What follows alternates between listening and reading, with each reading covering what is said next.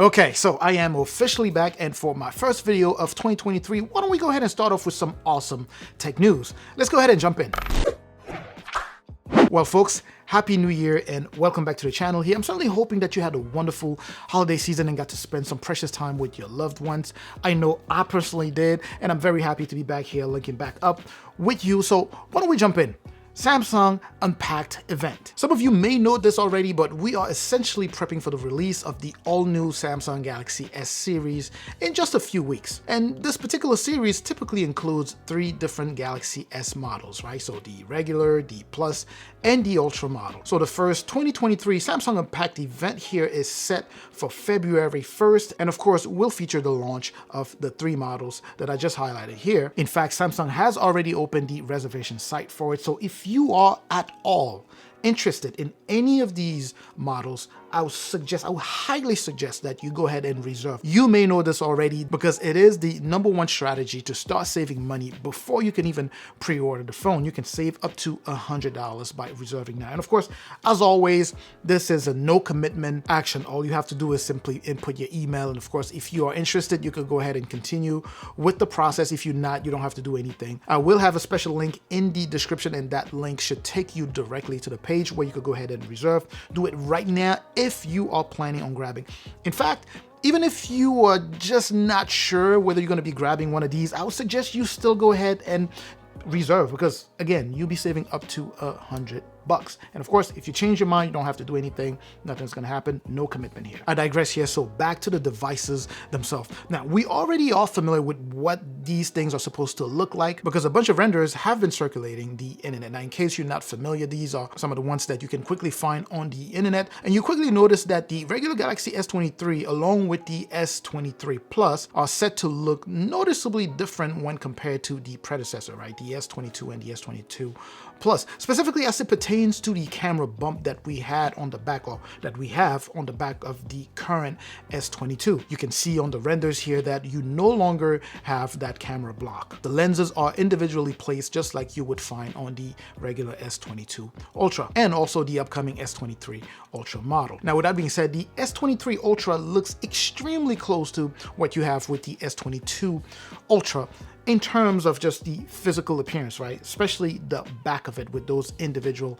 lenses. And by the way, I actually really like the way it looks. Some of you who have been watching the channel for a while probably know that already. But anyway, so the S23 Ultra will look exactly like the S22 Ultra, and that is just, you know, cosmetic or physically. Now, in terms of major improvements, because of course there are some improvements made to this phone, the improvements take place on the inside of the phone despite those very subtle physical changes there. And some of these improvements are really impressive, right? The rear camera, for example, despite looking the same as what you have on the S22 Ultra, is set to have a whopping 200 megapixels on that main camera. That is a major spike in terms of resolution when compared to what you have right now, which is, by the way, already so awesome. Now, think about it, going from the current 108 to 200 megapixels. Now, the last time we had something like this was on the S20, right? When we first hit that 108 megapixel. That was a major spike then.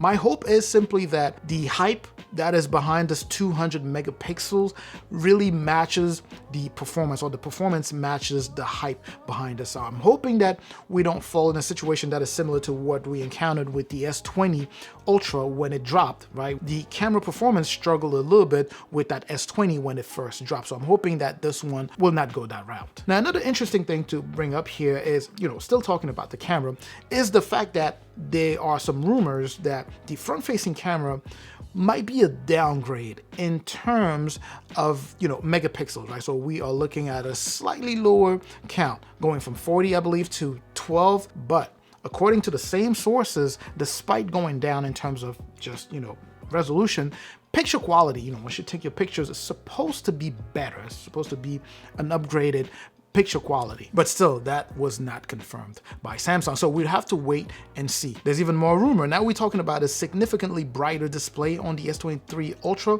with peak brightness at almost 2000 nits.